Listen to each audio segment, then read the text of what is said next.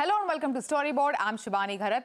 Just a few months ago, Dentsu announced the launch of its global practices structure and key leadership appointments led by Jean Lin, Group President, Global Practices, Dentsu Group. The idea was to bring an integrated client-facing unit with this entity. Now, how has it worked for Dentsu Group so far? What is the overall growth strategy and focus? We are catching up with Jean Lin to find out more. We are also speaking with her about the overhaul Dentsu has been through over the past couple of years and how are they getting the house in order and marching forward. Joining me in a special chat is Jean Lin, President of Global Practices at Dentsu. Jean, welcome to CNBC TV18. Hi. So Jean, Dentsu Group set up Global Practices in October 2023. Tell us about the entire group strategy of setting up this entity called Dentsu Global Practices. This is really part of a very important action for Dentsu Group to move into an even more client-centric organization to help our client really to deliver their growth. So in our new operating model, we have a few key components in the model. We have a very focused client management organization community to ensure that we always lead with client at heart and proactively thinking of how can we help client to solve the problem. We also have this global practices where we bring all the unique and fabulous capabilities at Dentsu together to ensure that we create a learning organization and also ensure that all the best practices is bring to the client proactively in a distinctive and connected way to help clients to drive growth and deliver integrated growth solutions. We have a component called data and tech because we have a lot of data and technology product.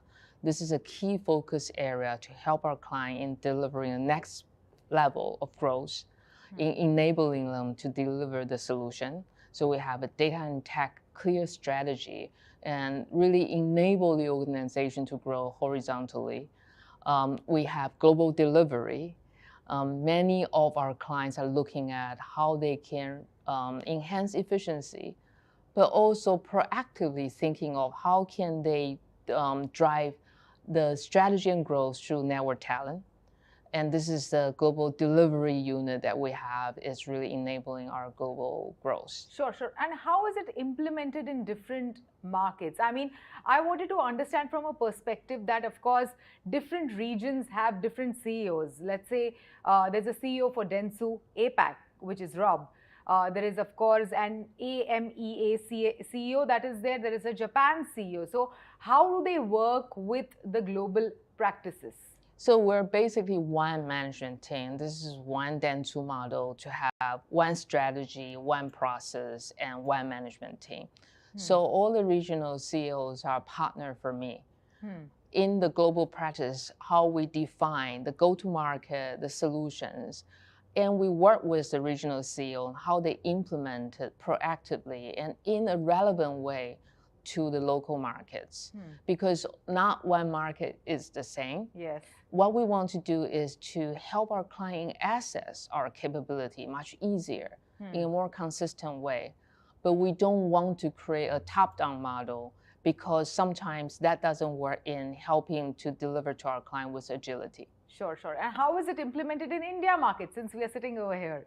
Yeah, India is one of the most interesting places, and they're really ahead of the time because they've been thinking about this with client centricity over the past few years. So the global practice is really going well. The creative media and CXM, how the team work together. I just had a meeting with them just to watch them and how they proactively connect with each other to solve the client's problem. This is where we want to get to. I think we're not really bogged down in terms of what's the organization structure. We have a mindset of how can we create this value for our client that are ideas-led, AI-powered, and value-driven, regardless of where you sit in the Dentsu organization. Ideas-led, AI-powered, and value-driven. Great. That's a great statement. Jean, if you can also share with us, since we are sitting in the country, your India expectations. What are your expectations from India market, since you mentioned how India is a unique market for Dentsu? So we know the growth of India. So as a market, Dentsu has a lot of commitment in terms of how we enable, empower the Indian market and create something that's uniquely Dentsu but relevant to the Indian market is one of the key tasks. Because we, as I said in the beginning, we do not believe in a top-down, consistent one model. We believe in a model that has a framework that's consistent, but enable the uniqueness and relevance for local market. India is a perfect place for us to really experiment this and make this happen because of the size of the market, because of the complexity and differences and uniqueness of each region.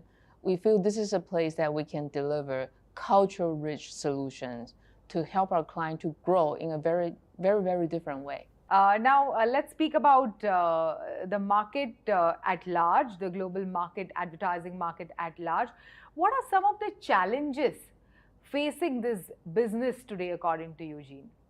I think the overall advertising market has huge opportunity and challenges because a few things. One is technology now has democratized many of the functionality. AI is coming into play that actually push us in thinking of how we deliver content, advertising, and solution in an entirely different way.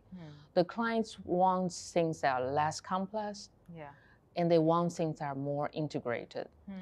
This really gives us an opportunity to think of how we organize ourselves, how we deliver solutions, how we come up with innovation to really drive impact for our clients' business in an entirely different way. Sure, sure. And one step towards that was, of course, setting up the global practices as an integrated entity to service the clients.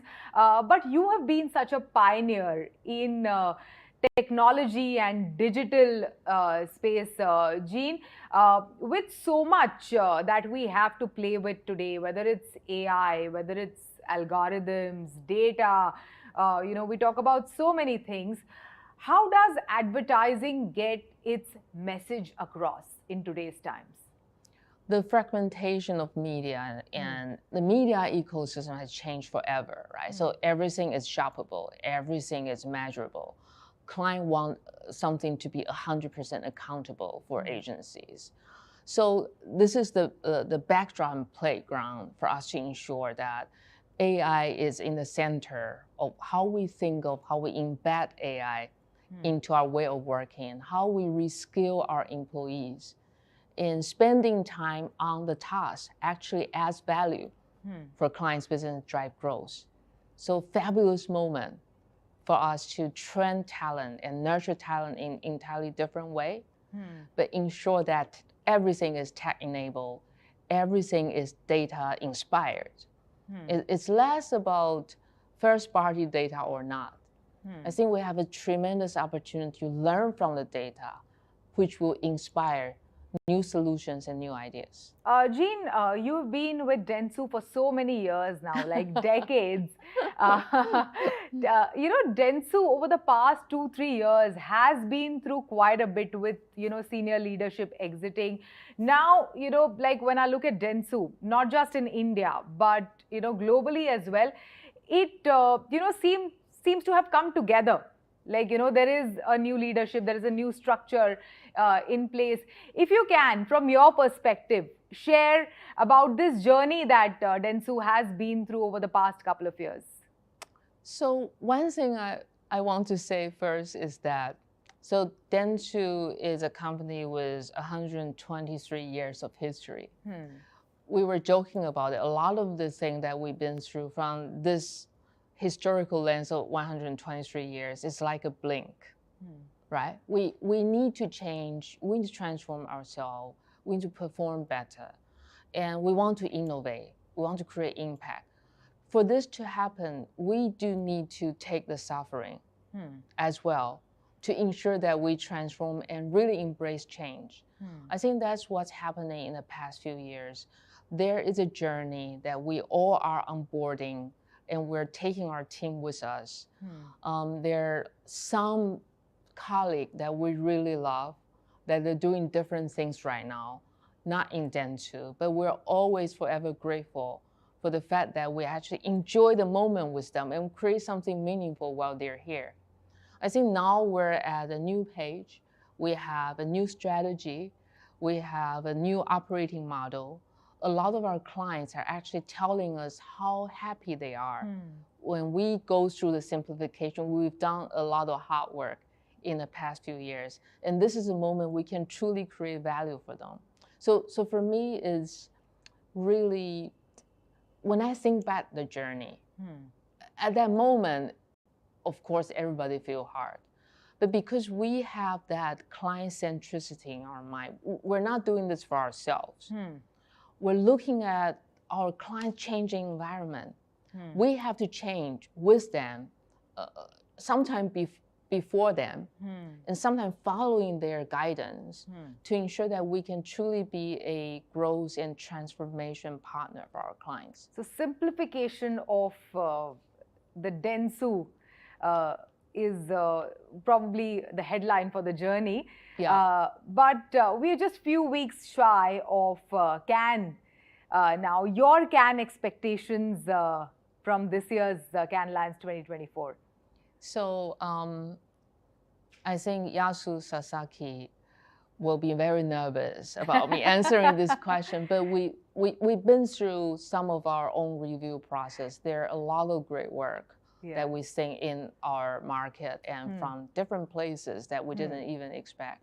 So watch out this place. In a few months, the world and the judges will tell us how well we're doing. With this new structure and all, awards is at all a focus for Dentsu right now, or just getting, the house in place first and then, focus on awards is what you guys are thinking? We never focus on awards. We think the best awards that we can get is when the clients say to us, thank you. You help us in achieving our goal and really help us to look at new dimensions of growth. Awards is a side benefit for doing the right thing. And that has been our philosophy, and we wouldn't change that. However, this is a good moment in celebrating our people. So we actually have our own internal awards called North Star Awards, because we believe in creating the never before. Need to be something in our heart, and we need to create sort of our own criteria in looking at it. Great. All right. Great. Thank you so much. It was wonderful talking to you today. Thank you. I really appreciate it. It is time for a short break. On the other side, we have Asian Paints' Amit Singhal speaking about their new launch, learnings from entering home decor space and ambition to become an integrated home decor player. Welcome back. Asian Paints launched Neo Bharat Latex paint this week, venturing into a new category of paint as robust growth in the sector, driven by increasing urbanization. Rising disposable incomes encouraged existing players to tap into the booming demand and lap in more market share. The company has also onboarded cricketer Virat Kohli as their brand ambassador for the new launch. This will be their mass market offering with an aim of penetrating into the unorganized segment with a branded solution. To tell us more, we are joined in by Asian Paints Managing Director and Chief Executive Officer, Amit Singhal. He is also speaking with us about going beyond four walls and learnings from entering home decor space. Amit, welcome to CNBC TV18. So tell us about this new launch, which is your Neo Bharat Latex paint. How will it be a differentiator for Asian Paints? It's literally the awakening of the new India for us in terms of participating in the whole progress what Bharat is showing as we are kind of going forward. So it comes in from the point of view of a big innovation in technology which we have kind of gotten. It's a latex technology which comes in, which for the first time offers a price point which is unbelievable. It really stirs the entire bottom of the pyramid because it is giving a very good opportunity for a smart upgrade for customers to kind of appropriate this, look at durability and look at a very, very strong choice of huge amount of colors which kind of come with it. Great. And this is a mass market offering for which you have roped in like a mass ambassador in terms of Virat Kohli. Tell us about the choice of the ambassador. I believe this is the first time that you have a sportsman, a cricketer, as an ambassador for Asian Paints. We wanted someone who has a Bharat connect, who wanted someone has a mass connect to that extent, and therefore we thought who else than Virat who could kind of really come and really have this kind of a connect, because he comes in from being someone who's very grounded, at the same time who's kind of grown because of his perseverance, and someone who's really got a lot of accomplishment and a trust. And therefore that connect is something which we wanted to really use in terms of looking at New Bharat coming and people appropriating this brand with Virat and New Bharat, the progressive India. As a market leader, Amit, tell us what are some of the things that you're working on to create a differentiation for Asian Paints moving forward? First of all, I think the whole area of looking at innovation has been a very core strategy for us, and therefore innovation at every consumer segment level. So whether it is the bottom of the pyramid or it is the premium or the luxe level, I think we are looking constantly in terms of what we can really bring new to the market. We recently launched a product called Royal Glitz, which was at the top end, anti-crack PU finish, first time again in terms of the market and really disrupting the category in the way it is come. And now New Bharat, which really comes with this new technology to kind of disrupt the bottom of the pyramid market in a very, very strong manner. So I think that's one very strong zone in terms of what is there. And the second zone is in terms of constantly seeing the brand build in a very strong manner as we kind of go ahead, because we feel that in times to come, I think how you kind of take your brand, how you looking at your equity going forward, that can be a very big story, and that is what we continuously invest in. Yeah, so innovation in every category for paints, but I see you going beyond the four walls clearly, also into the decor space. So tell us, how do you balance out the two? What is the strategy, overall strategy there? What is your vision? So first of all, you know, this whole diversification in terms of getting into home decor was part of our strategy in terms of going from a share of surface to the share of home space, because Asian Paints always been about the Har Ghar, and we wanted to stay in the zone of Har Ghar, which is there, and we felt that home decor was one such attribute which was coming in where the customers would really kind of buy into home decor as part of the overall renovation cycles to that extent, and therefore it really complemented the coatings category in a strong manner. And therefore we feel that going ahead, home decor is contiguous in terms of looking at how paint really grows, and you are still at the top of the mind of the consumer decor life cycle as you look at it, which kind of gives the customer more points to kind of relate with the brand as it kind of really goes ahead. So paints is something that you've been in for decades, but entering into home decor, Amit, what have been some of the learnings from that journey? So first of the learnings is that today I think, you know, really seeing that the personality of the individual really has a lot of choices which kind of come in, and to that extent what we are learning is in terms of the merit of how people choose their options in terms of their lifestyle, and therefore the lifestyle suiting a certain kind of coating also which comes along with it to that extent. So I think the real personification of the brand really comes alive when you look at placing the whole home and looking at the space very, very differently. And what we are learning new is that the consumer segmentation in terms of a decor segmentation becomes very, very important as you kind of go ahead, because that influences not only the space decor but also the surface decor. As the leader of Asian Paints, what are some of the opportunities that excite you about you know, the India market? So what I see is that today I think the whole area of upgradation is a very, very strong story. As we look at the entire period, like pyramid, we look at the journey of people coming from the bottom of the pyramid to the first time to the organized brand, and then going into the premium and luxury segment.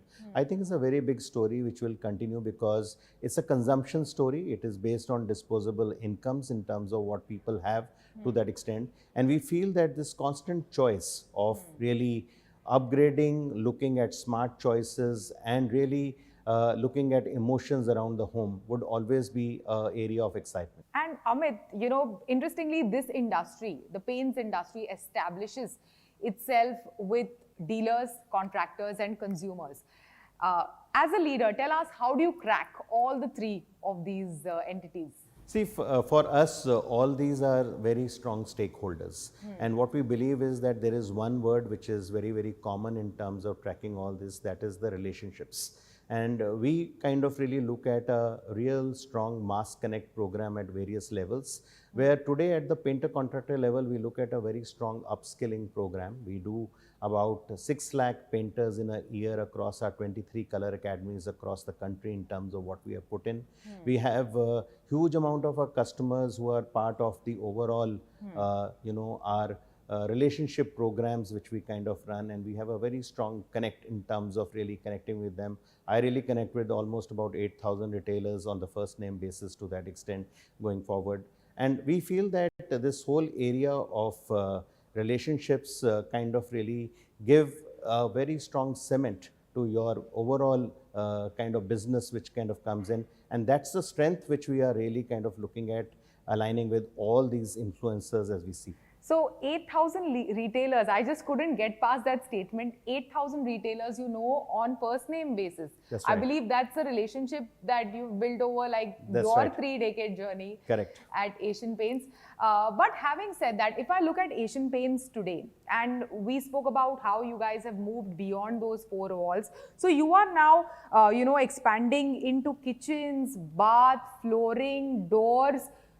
Tell me something.